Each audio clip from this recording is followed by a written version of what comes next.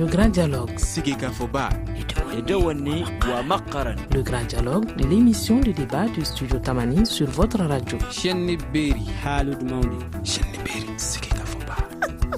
grand dialogue.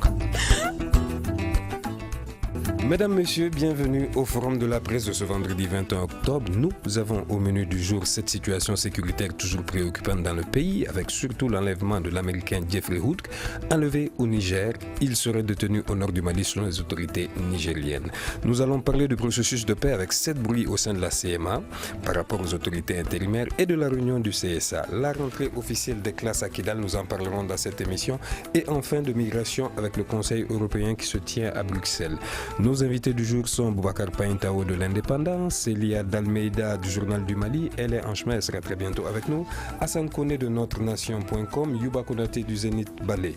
Je suis Ousmane Diadje Touré pour vous présenter cette émission. La mise en onde est assurée par Mamadou Ouattara. Le grand dialogue. La rentrée des classes à Kidal, reportée dimanche 16 octobre, faute de moyens de transport, selon le responsable de la CMA. Elle a eu lieu lundi, une rentrée qu'on dit symbolique, en présence du gouverneur de la région qui n'y était pas allé depuis un bout de temps. Pour les autorités scolaires de Kidal, toutes les dispositions sont prises pour rendre la rentrée des classes effective. L'enseignant secondaire, quant à lui, est prêt à prévoir une réouverture officielle.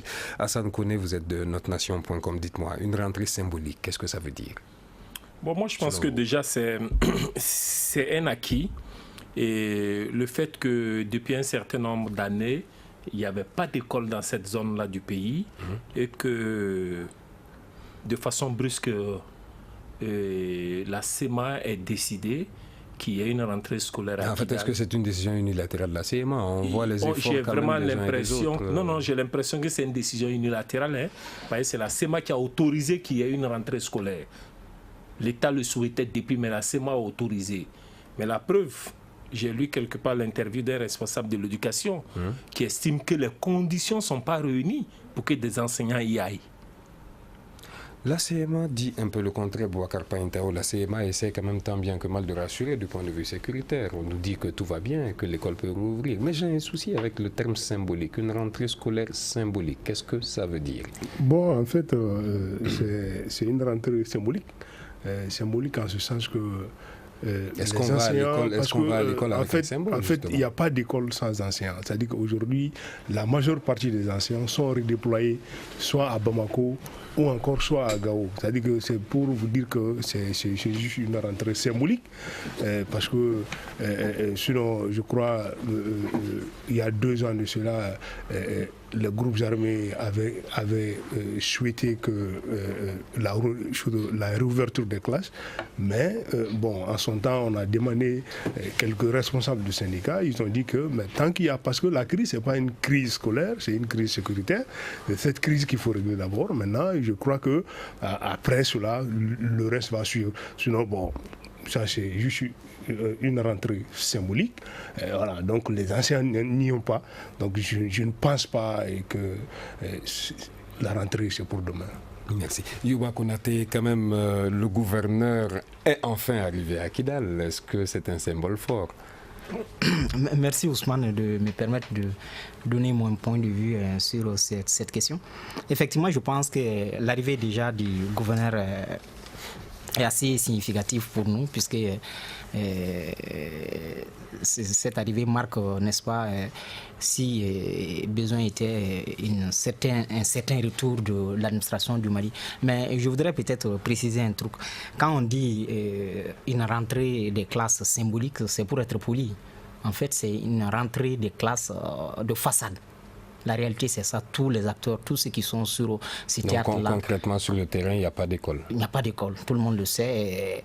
La CMA le sait parce que c'est elle qui avait de tout le temps bloqué la rentrée des classes, puisque le gouvernement, en son temps, on se souvient très bien, avait décidé il y a 5-6 mois de cela, avec tout un armada qui avait été déployé, des moyens financiers assez conséquents avaient été déployés pour pouvoir faire cette rentrée.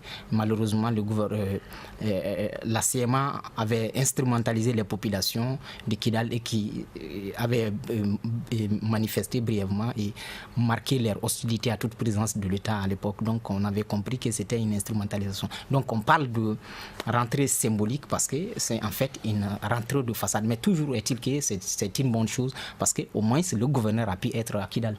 Célia Dalmeida, vous êtes du journal du Mali.com, du journal du Mali, excusez-moi. Dites-moi, est-ce que Hassan Koné l'a mentionné tout à l'heure, est-ce que les conditions sécuritaires aujourd'hui, même pour les enfants qui vont à l'école, sont réunies à Kidal pour pouvoir rouvrir l'école? Bon, on peut peut-être vouloir couper la poire en deux en disant que justement aussi les groupes armés qui tiennent Kidal souhaitent que l'école rouvre à Kidal. Ils vont mettre en place le dispositif sécuritaire qu'il faut pour permettre aux enfants d'aller en classe. Maintenant, il y a deux côté de l'insécurité. Oui, bon, les enseignants, il faudra les motiver, et vraiment les motiver. Je pense que l'effort qui est fait n'est pas encore suffisant pour qu'ils soient convaincus de l'intérêt pour eux, parce que c'est ça aussi quelque part d'aller au nord. Nos militaires veulent pas aller au nord, c'est pas les enseignants qui vont y aller. Donc c'est plus complexe. Je pense qu'il va falloir réfléchir à un dispositif vraiment motivateur pour que les enseignants y aillent. On a dans les rangs des groupes armés des gens qui peuvent enseigner. Peut-être, pourquoi pas réfléchir à cette option-là de les faire enseigner. Grissa est enseignant à la retraite. Par exemple, Jerry Maïga est un enseignant. Voilà, également. Donc je pense que peut-être réfléchir à comment utiliser ces forces-là, au lieu de les cantonner dans des camps, les transformer en enseignants, pour qu'au moins ils soient utiles à ça. Et je voulais parler de l'aspect sécuritaire en disant, il y a la menace extérieure, mais il y a la menace sournoise des engins explosifs improvisés qui sont un peu partout dans cette ville-là, parce que justement la CMA, craignant la confrontation avec la plateforme, a un peu travaillé le terrain. Donc il y a cette inquiétude-là peut-être à avoir par rapport justement à la sécurité des enfants. Et comme Yuba l'a dit, je pense que c'est plus politique que scolaire, cette rentrée. Le symbole pour l'État malien, mais le symbole aussi pour la CMA, de dire justement par rapport à cette confrontation latente qu'il y a avec la plateforme, de dire, vous voyez, nous on veut la paix, nous on est du côté du gouvernement, la preuve, on ouvre les écoles. Maintenant, est-ce que l'action sémantique, l'action diplomatique et politique va s'accompagner de la réalisation sur le terrain? Je suis plutôt sceptique. Hassan Koné souhaitait réagir. Oui, moi je souhaitais réagir. C'est-à-dire, moi je pense que la vraie question, c'est se demander maintenant pourquoi c'est maintenant la CEMA décide qu'il faut une rentrée scolaire à Kidal. Mais c'est politique. Est-ce que les conditions ont évolué? Donc par là, quand on analyse cette question, on voit que la CEMA est encore on a vu que les enseignants dans un mauvais jeu, parce qu'à la veille de cette ouverture-là, il y a eu encore des manifestations qui ont été organisées à Kidal contre l'État malien. Donc la CEMA ne peut pas vouloir d'une chose et de son contraire. Vous ne pouvez pas vouloir que l'État ouvre l'école, parce qu'ils ont fait un communiqué qui a été diffusé. Ils disent que par leur volonté d'ouvrir l'école, ça affiche leur souhait que les services sociaux de base viennent rapidement dans la zone. Mais vous ne pouvez pas vouloir que l'État... Parce que le fait de faire venir les services sociaux de base, c'est des milliards de contribuables maliens qui doivent y aller. Justement, et en même temps, vous ne pouvez pas refuser que l'État malien y soit. J'ai une question pour Hassan. Allez-y. Je voudrais demander à Hassan, justement, est-ce qu'on ne peut pas faire la lecture en se disant, mais justement, ça c'est la preuve palpable qu'il continue d'avoir des manifestations, alors que les dirigeants de la CMA disent, voilà la preuve de notre bonne volonté. Est-ce que ce n'est pas la preuve vraiment palpable que la CMA et sa base ne parlent pas le même langage? Non, je ne crois pas. Je crois qu'ils parlent le même langage. Ils sont dans un jeu orchestré. Non, c'est une impression, ils veulent donner que la population est contre. J'ai plutôt cette question-là. Ils veulent donner l'impression que la population, à la base, est contre le retour de l'État et qu'eux, aujourd'hui, ils sont pour le retour de l'État. Voilà, c'est simple, c'est un jeu. D'accord. C'est un jeu. Moi, j'ai une question pour vous. Alors, si aujourd'hui la CMA nous dit que les garanties sécuritaires sont là pour pouvoir aller à l'école, est-ce que ça ne veut simplement pas dire que depuis un certain temps, elle avait les moyens d'offrir ces garanties sécuritaires quand même? Si c'est aujourd'hui, pourquoi c'est seulement aujourd'hui qu'elle peut nous donner ces garanties sécuritaires? Qu'est-ce qui a changé en temps sur le terrain? Non, c'est pas parce qu'aujourd'hui, rien n'a changé, parce que, pourquoi aujourd'hui on a la cette garantie sécuritaire de la CMA? C'est-à-dire que la CMA est dans un schéma, c'est-à-dire qu'elle a un agenda propre à elle. C'est-à-dire qu'elle fait les choses quand elle veut et quand elle souhaite. C'est ça. Sinon, moi, je pense que sur le terrain, rien n'a changé. C'est-à-dire que sur le terrain, pratiquement rien n'a changé. Il va rapidement le dernier mot sur l'école. Le dernier mot sur ce sujet. D'abord, je voudrais signaler ici que les syndicats enseignants ont très officiellement dit tout leur scepticisme à participer à envoyer leurs, comment dirais-je, militants dans cette zone-là. Très officiellement, ils ont dit. Ensuite, il y a une autre lecture que j'ai faite contrairement à ça. Il y a eu un communiqué de la CMA pour assurer. Voilà. Non, ça dit que la CMA est dans la propagande. Tout le monde sait que le truc sécuritaire dans cette zone-là n'est vraiment pas du truc de... C'est-à-dire que la CMA aujourd'hui fait de la propagande. Dire qu'ils contrôlent absolument rien. Mais les manifestations de populations qui ont lieu à Kidal aussi, il faut le mettre au compte des jeux à l'intérieur de la CMA elle-même, parce qu'il y a des gens qui... Vous avez vu avec la décision officielle de nomination des autorités intérimaires, tout le boucan qui est fait, parce qu'il y a des gens, il y a des jeux au sein de la CMA elle-même, que la CMA elle-même ne contrôle pas. Il y a des gens qui estiment qu'ils ne sont pas, comment dirais-je, récompensés comme il faut, qui n'ont pas eu les postes qu'il faut, tout ça. Donc, il y a tout ce jeu-là qui fait que ces gens se livrent souvent à de la manipulation. Merci Youba Konaté. Hassan, on va devoir aller vers le deuxième sujet. C'est cette 12e réunion du comité de suivi de l'accord qui a eu lieu à Bamako. Les 2 points principaux inscrits à l'ordre du jour: la mise en place des autorités intérimaires dans les 5 régions du Nord, ce qui a été adopté la semaine dernière par un décret du gouvernement portant nomination justement de ces autorités intérimaires. Justement ce décret qui suscite quand même, on va dire, d'une part, du côté de la CMA d'ailleurs, de cette entité, la CPA, qui n'est pas contente justement de nominations faites au sein de la CMA. Célia Dalmeida. Heureusement, je ne suis pas de la CPA, donc ça va être difficile de réagir sur leur point de vue. Mais je pense que, comme Youbal disait tout à l'heure, l'heure est venue de partager le gâteau. Et le partage du gâteau, apparemment, ne se fait pas de manière équitable. Et quand ça ne se fait pas de manière équitable, les uns et les autres grognent. Je pense que, malheureusement, tous les après-conflits sont comme ça. Toutes les parties qui se battent pour avoir droit à tel ou tel privilège, quand ils se mettent ensemble... Non, mais ils se plaignent quand même de n'avoir pas du tout été consultés et pris en compte justement dans la composition des gens nommant les autorités intérimaires. Oui, peut-être. Est-ce que c'est de bonne guerre? Peut-être qu'ils ne se sont pas suffisamment positionnés. Je ne sais pas comment ils fonctionnent en interne. Je n'ai pas une connaissance approfondie de cela. Mais je pense que... et puis, par rapport à ce que je disais tout à l'heure, je pense qu'il se passe quelque chose au niveau de ces groupes armés. Leurs dirigeants n'ont plus vraiment d'assises chez eux. Ce sont des gens qui sont à Bamako depuis 6, 7, 8, 1 an, qui, pour la plupart du temps, ne sont pas retournés à Kidal. Donc, peut-être qu'ils n'ont plus cette perception de la réalité du terrain. Pendant ce temps, il y a des gens qui continuent de se battre là-bas, qui continuent parce qu'ils ont des idéaux, parce qu'ils ont envie de voir les choses se passer d'une certaine manière. Et donc, quand ceux qui sont à Bamako, qui négocient, obtiennent des choses, ceux qui sont sur le terrain, c'est normal qu'ils se sentent floués. Voilà. Alors, Hassan Koné de notrenation.com, dites-moi, est-ce que Almou Ag Mohamed, un des porte-parole de la CMA, salue cette décision qu'il qualifie justement d'une véritable avancée vers la paix? Est-ce que vous avez le sentiment aujourd'hui, avec cette menace qui plane au sein même de la CMA, ça ne va pas, on se plaint, est-ce que vous avez l'impression que c'est une avancée vers la paix?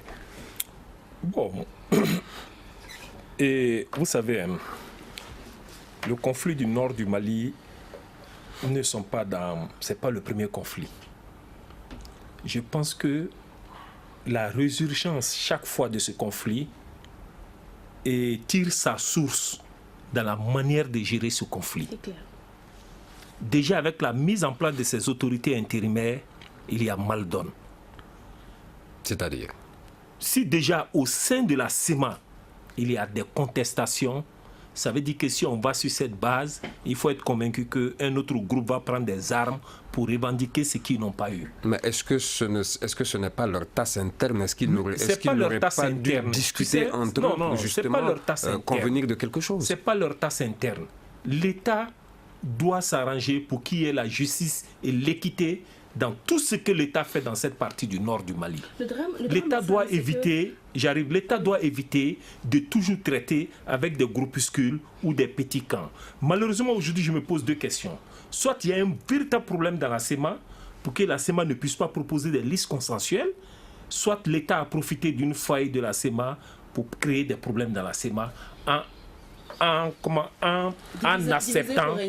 acceptant cette liste, tout en sachant que ça va créer un problème dans la CEMA. Merci. Alors, quelques secondes de pause, nous reviendrons continuer cette émission. Vous écoutez Studio Tamani, votre avis nous intéresse. Écrivez vos commentaires et suggestions sur la page Facebook et dialoguez avec nous. Studio Tamani, c'est aussi les réseaux sociaux. Restez connectés avec nous si vous venez de nous rejoindre. Vous suivez le forum de la presse du studio Tamani avec nos collègues les journalistes. On parle ici de cette 12e session justement du comité de suivi de l'accord. Boubacar Paintao, alors est-ce que cette discorde justement au sein de la CMA n'est pas de nature à ralentir les choses? Bon, évidemment, quand vous dites... Parce qu'on souhaite aller quand même rapidement. On a tant parlé de ces autorités intérimaires, aujourd'hui ça ne va pas. Comité de suivi de l'accord, moi je pense que 12e session, je pense que c'est seulement des rencontres de plus. Maintenant, il y a quand même eu des avancées. Il y a quand même eu ce décret portant nomination des membres des autorités intérimaires. Mais nomination de la plateforme des membres, c'est-à-dire que des autorités intérimaires qui ne font pas l'unanimité. C'est cette question. Qui ne font pas l'unanimité au sein de la CMA. La plateforme, en revanche, n'a rien à dire, elle est d'accord. Oui, parce que le problème, c'est que même la jeunesse de Gao, merci grand frère, maintenant, même la jeunesse de Gao conteste, c'est-à-dire que la mise en place, c'est-à-dire que de ces autorités intérimaires. Maintenant, au sein de la CEMA, la jeunesse de Gao a contesté à un moment donné. Mais la jeunesse de Gao a fini par adhérer à ce concept d'autorité intérimaire. Oui, non, mais non. Je publié récemment suite à la décision du gouvernement pour contester. Bon, maintenant, moi je me pose la question. Pour contester juste les autorités intérimaires. Les nominations qui ont été faites. Mais moi je me pose la question. Est-ce que ça arrange aujourd'hui le gouvernement de jouer sur la corde de la division? Parce que c'est cette question que je me pose. Maintenant, si les listes proposées ne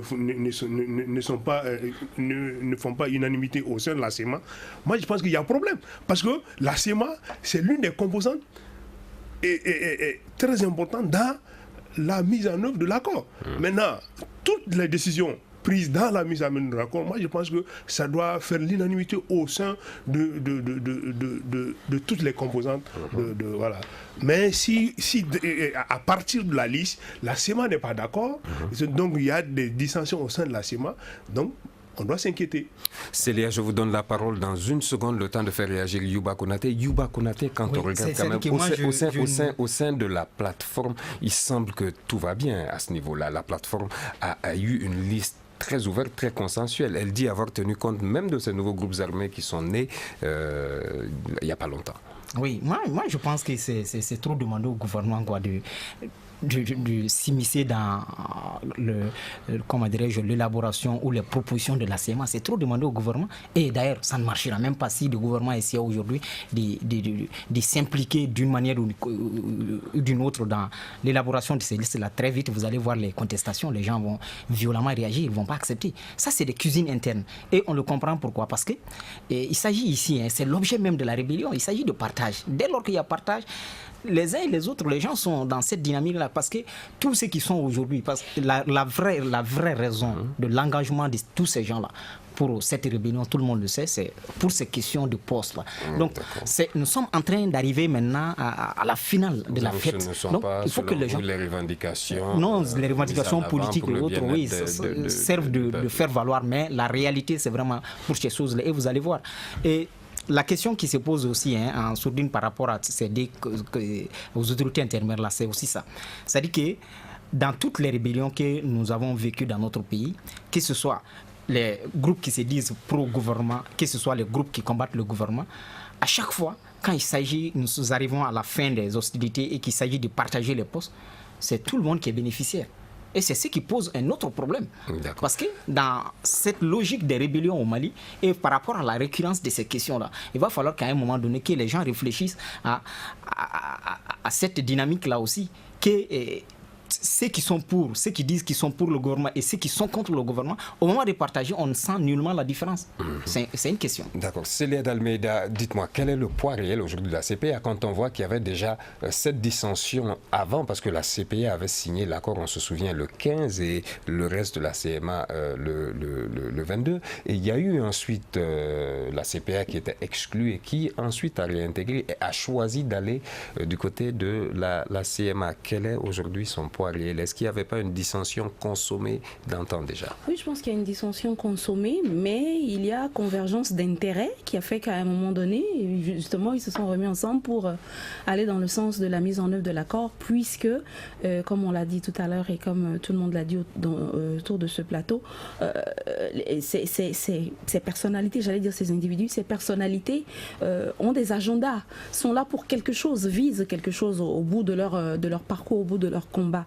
Donc vous n'êtes pas convaincu par le bien fondé de certaines de ces revendications qui parlent je ne me permettrai pas de les juger, mais je pense que jusqu'à présent le jeu est clair. Hassan Koné l'a dit, c'est des rébellions récurrentes. Nous sommes dans le même schéma à chaque fois où on se bat, on a des postes de responsabilité, des gros postes de responsabilité, on se tait, on en profite pendant 20 ans. Pendant ce temps, les enfants viennent, on les forme, on les arme et puis ils arrivent sur le terrain. C'est ce à quoi on assiste. Moi, ce que je voulais relever, c'est l'aspect éclatement tribal de cette rébellion de la CMA. Et aujourd'hui, on se retrouve avec chaque tribu et son groupe armé. Et comment on va arriver... On a vu la création du CJA. Comment on va arriver à une mise en œuvre de l'accord qui a été signé par un nombre X de protagonistes et dans le X de protagonistes, le Y se retrouve avec plusieurs inconnus. Ça va être très compliqué pour le gouvernement, pour eux-mêmes entre eux de s'entendre, on le voit avec cette question d'autorité intérimaire.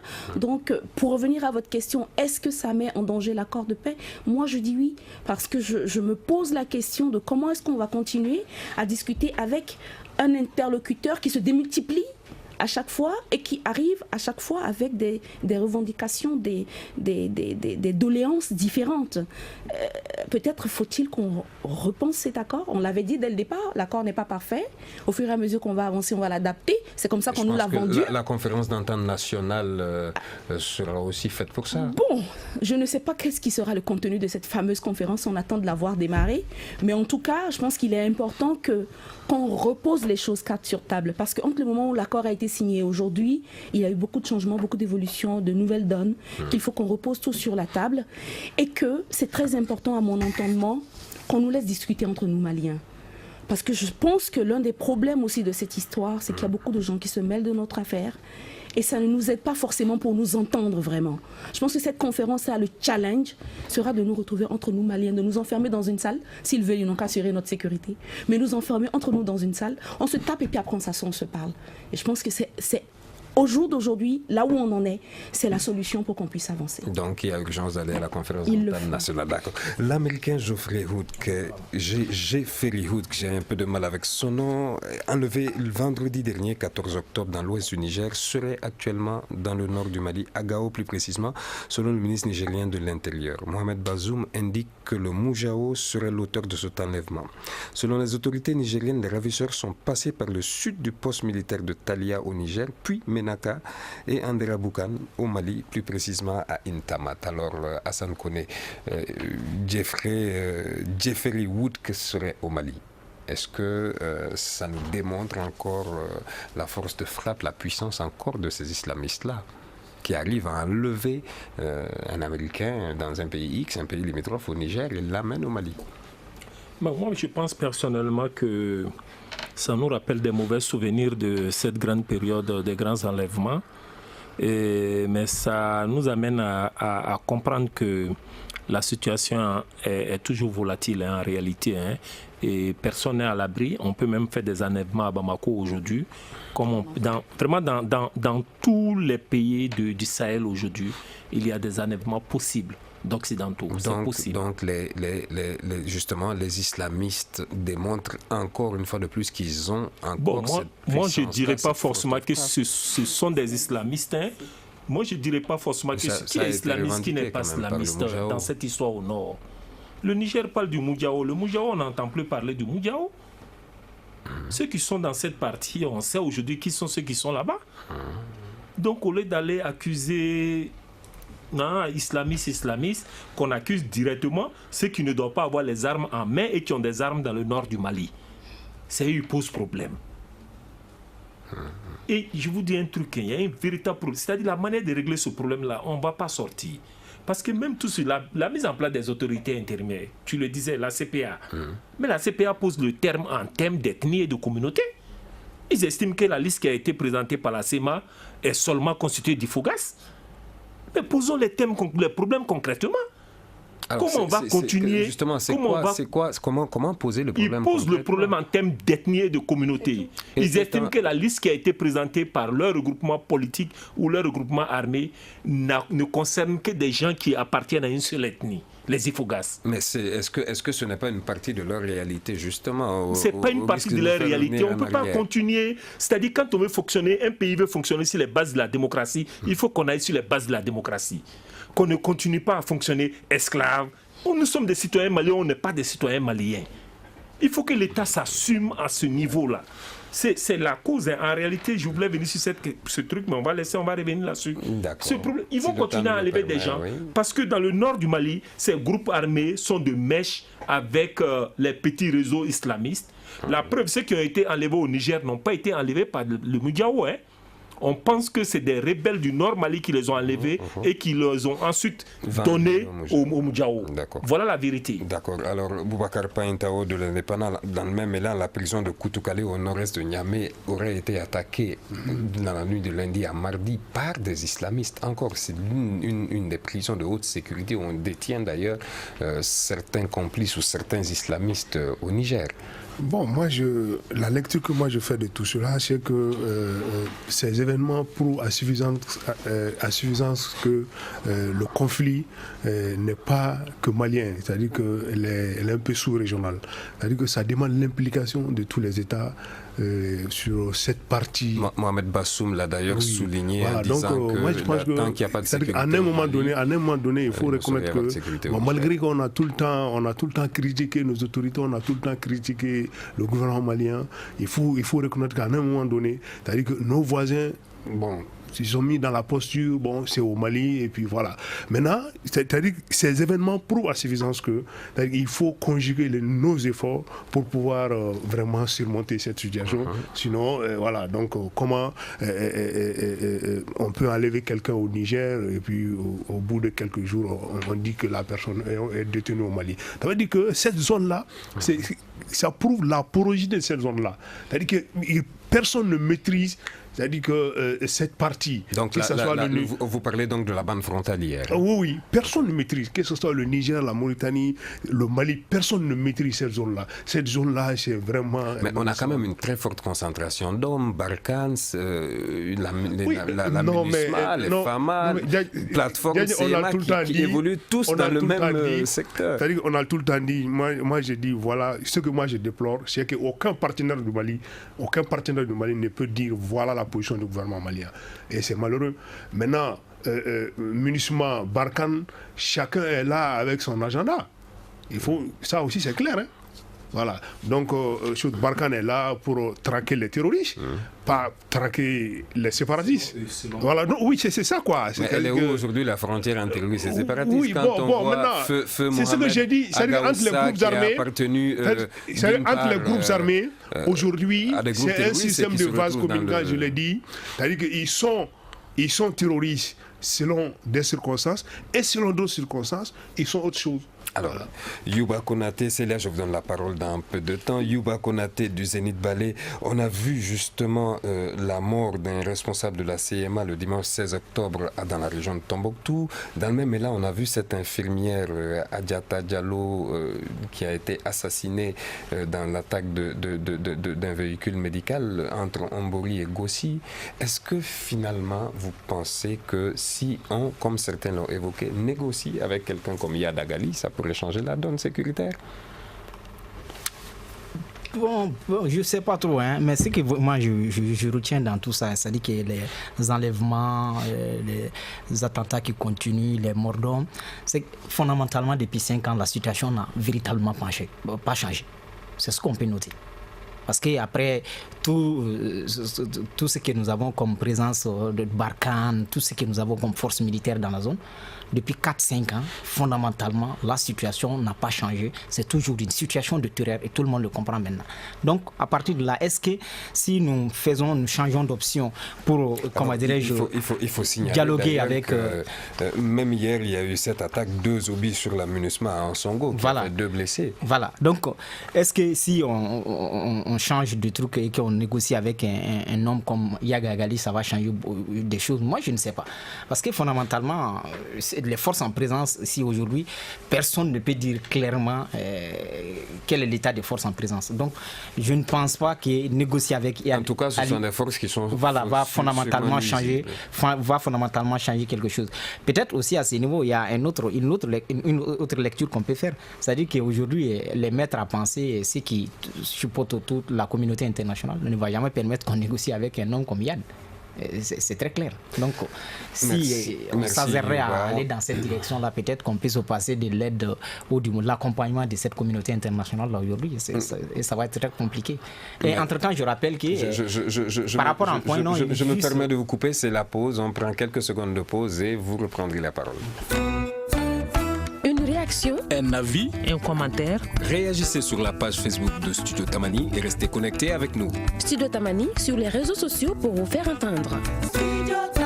Vous suivez le forum de la presse du Studio Tamani. Sans plus tarder, Yuba était sur un élan avant de donner la parole à Célia. Par rapport aux inquiétudes des uns et des autres, par rapport à la situation des autorités intérimaires et tout le désordre qui est créé au niveau de la CEMA, moi je pense qu'il y a un garant quand même pour toute cette affaire-là. C'est la MINUSMA qui est le garant de toute cette affaire-là. Donc la cuisine interne, les problèmes internes qui est au niveau de la CEMA aujourd'hui, si ça continue à évoluer, je pense que la MINUSMA et la communauté internationale sont garants pour ça.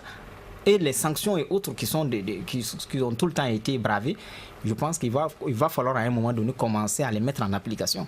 Parce qu'on ne peut pas continuer à gérer les humeurs des uns et des autres sur ces questions-là. Il va falloir à un moment donné qu'on avance. Même si le choix fondamental qui est l'accord lui-même n'est pas totalement de notre goût, je pense que c'est le choix que nous avons fait. Et dans cette démarche-là, il faut aller avec ce que nous avons signé pour que les choses avancent. Puisse avancer. Célia d'Almeida souhaitait réagir, mais dites-moi, quand on a vu quand même quelqu'un comme Feu Cheikh Agaoussa qui a pu être sur la table de négociation puisqu'il faisait partie du ACUA, mais qu'on a vu aussi aux côtés de Yad, on a dit qu'il était numéro 2 d'ailleurs de Yad, on a vu dans les vidéos de propagande islamiste de Yad Agali.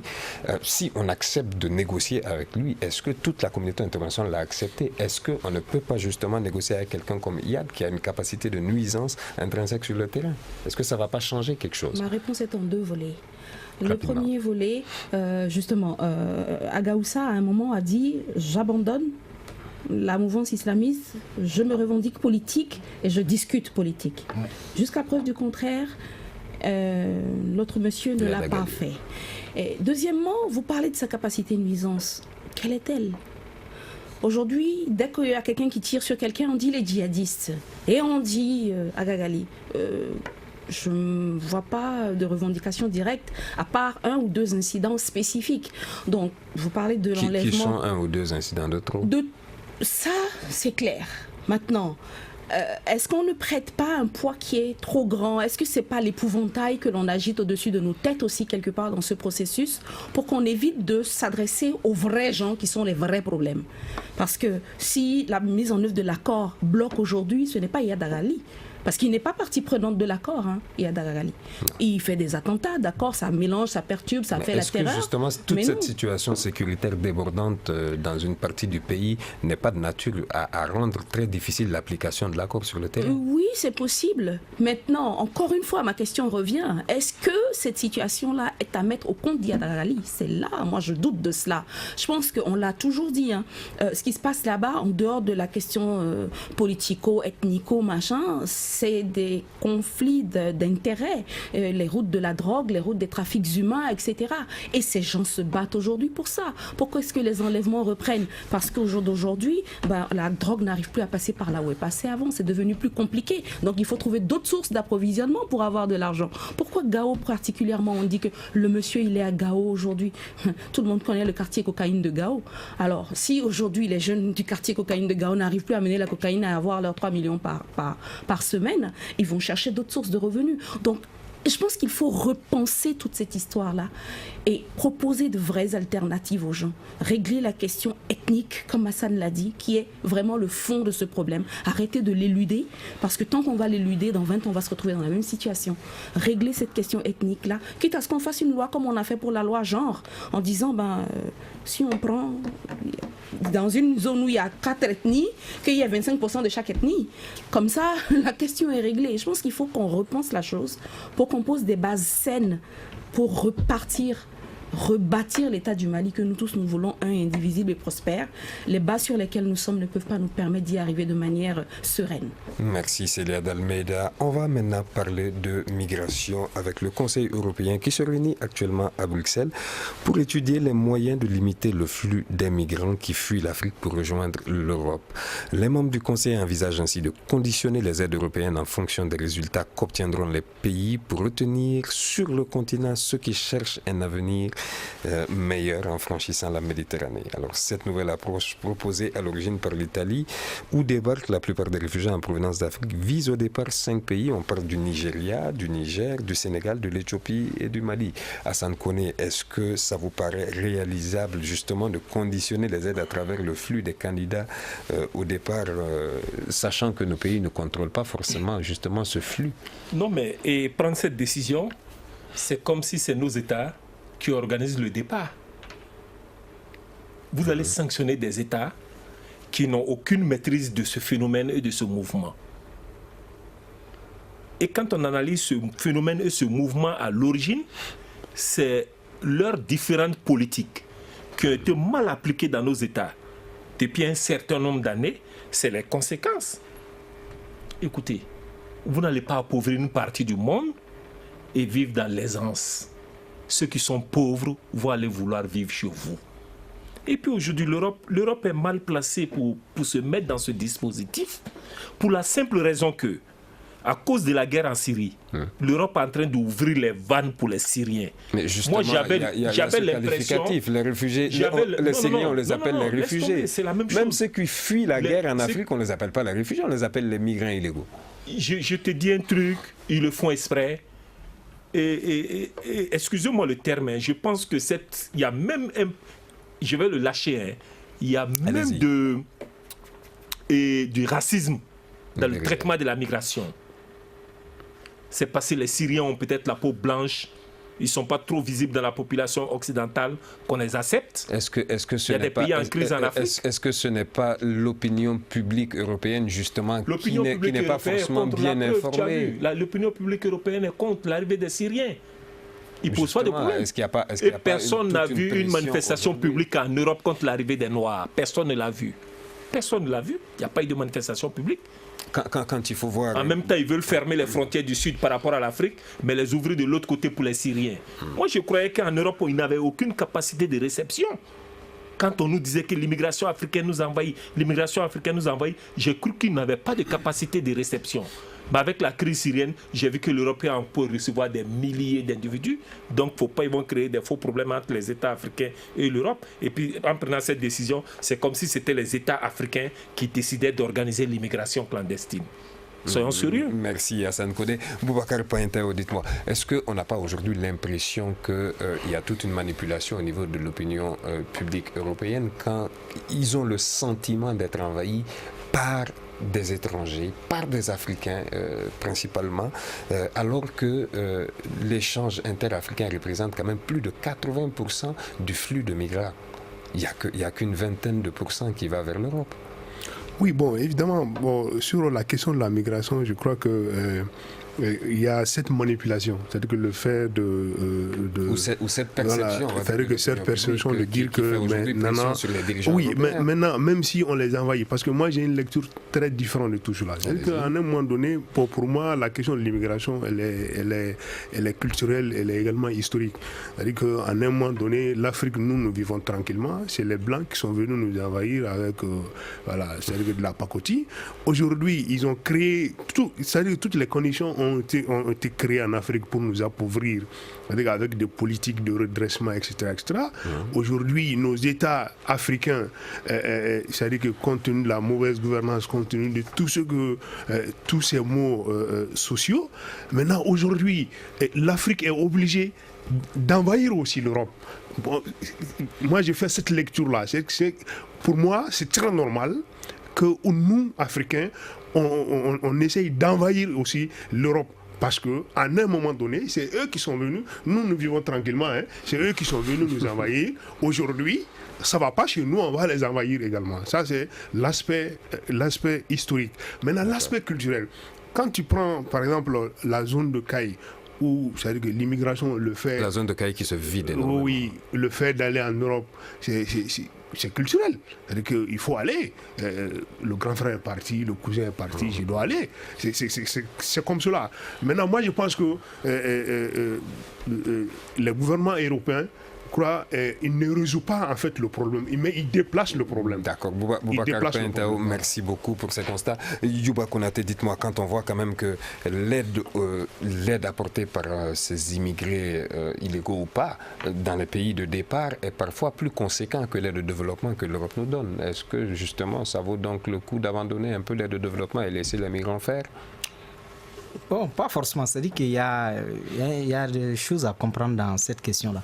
Moi, je ne suis pas sur cette question, je ne suis pas forcément sur la même longueur d'onde qu'Hassan. Parce que je pense que nous chargeons trop les autres. Que l'Europe aujourd'hui, que les Européens pensent aujourd'hui trouver des solutions à l'immigration, moi je pense que c'est tout à fait légitime parce que l'Europe est carrément paniquée. Le phénomène de l'immigration les déborde carrément. Maintenant, nous, à notre niveau, Paitao l'a un peu abordé, c'est d'autres questions qui viennent. Et en tout cas, c'est ce que moi je comprends. L'année dernière, moi j'ai voyagé, je suis allé à Niamey, en car avec un jeune étudiant malien qui avait terminé l'économie, avait fait économie à l'ENA. Un diplômé de l'ENA. Il partait, j'ai compris qu'il partait dans cette direction-là. On a discuté, à force de discuter dans les cars, il m'a dit très clairement qu'il partait en Libye pour aller en Italie. Donc, à la suite de la discussion, moi j'ai essayé de le dissuader. J'ai dit, mais pourquoi? Diplômé en économie, tout ça. Il dit, c'est le dernier espoir. Il n'y a plus, donc c'est... Et à l'époque, c'était le temps. À l'époque, c'était il nous reste plus que 3 minutes. Célia d'Almeida, on voit quand même qu'il y a énormément de morts dans la Méditerranée. Il y a d'ailleurs une enquête sur ce chalutier qu'on estime le nombre de morts à 800 morts depuis avril 2015 et on est en train d'essayer justement de passer par des analyses ADN. Est-ce que tout cela ne doit pas un peu décourager les départs? Très rapidement. Ça ne décourage pas les départs parce que comme Youba et Paitao l'ont dit, il y a deux aspects. Il y a l'aspect culturel, des gens qui c'est dans leur ADN, il faut qu'ils bougent. Ils s'en vont parce qu'ils doivent partir. La famille met la pression, la société met la pression. Mais il y a l'aspect horizon, il y a l'aspect perspective. Et justement, je pense que ce que l'Union européenne veut faire passer comme message, je n'approuve pas cette façon de faire, mais ma compréhension en est que on envoie de l'argent pour développer les pays, mais les pays ne se développent pas. On n'offre aucune perspective aux gens et c'est pour ça qu'ils s'en vont. Puisque vous n'arrivez pas à offrir des perspectives, eh bien, on ne va plus vous donner de l'argent. Puisque ça sert à acheter des 4x4 et envoyer vos enfants étudier au Canada. Une question très rapidement en une minute. Est-ce que parfois justement cette expertise est correcte? Est-ce que parfois eux n'injectent pas là où ils veulent et là où, ou plutôt là où ça doit être utile? C'est clair. Et encore j'épouse la position de Youba. Je pense qu'il faut que nous, Africains, nous posions la question. Pourquoi nos enfants s'en vont? Et réfléchir à leur offrir des vraies perspectives de développement. Un jeune qui est bien dans sa vie ne va pas tenter l'aventure culturellement ou ADNiquement. Merci Célia d'Almeida. Un dernier dernier mot très rapidement à Hassan Koné. Oui, je voulais dire, s'il a dit que la décision, ils veulent dire qu'ils nous envoient l'argent pour nous développer, on ne se développe pas. Donc on ferme le robinet et vous allez... Débattre vous-même. En réalité, ce n'est pas là le problème. Nous, on ne leur demande pas de nous envoyer leur argent. Qu'ils le comprennent. Ils n'ont qu'à simplement revoir les termes du commerce international. On a des produits qu'on leur vend. Et s'ils les paient à les prix pour qu'on puisse se développer? Voilà la grande question. Le commerce international est déséquilibré, il n'est pas équitable. Vous nous appauvrissez. On ne peut pas développer, on ne peut même pas donner de l'éducation à nos enfants. Et ils ont l'impression... Non, s'il te plaît, il y a un véritable problème. Il y a un véritable problème. Merci. Youba souhaite réagir, Célia souhaite réagir. Mais on est pris par le temps. Ceci met un terme justement à l'émission d'aujourd'hui. Merci Boubacar Païtao de l'Indépendant. Merci Célia d'Almeida du Journal du Mali. Hassan Koné, merci. Youba Konaté du Zénith Balé, merci. Cette émission a été réalisée par Ibrahim Aran Diallo. Elle a été mise en onde par Mamadou Ouattara. Gagny Kanté était à la régie vidéo. Merci, à lundi pour notre émission. Le Grand Dialogue. Le Grand Dialogue de l'émission de débat du Studio Tamani sur votre radio.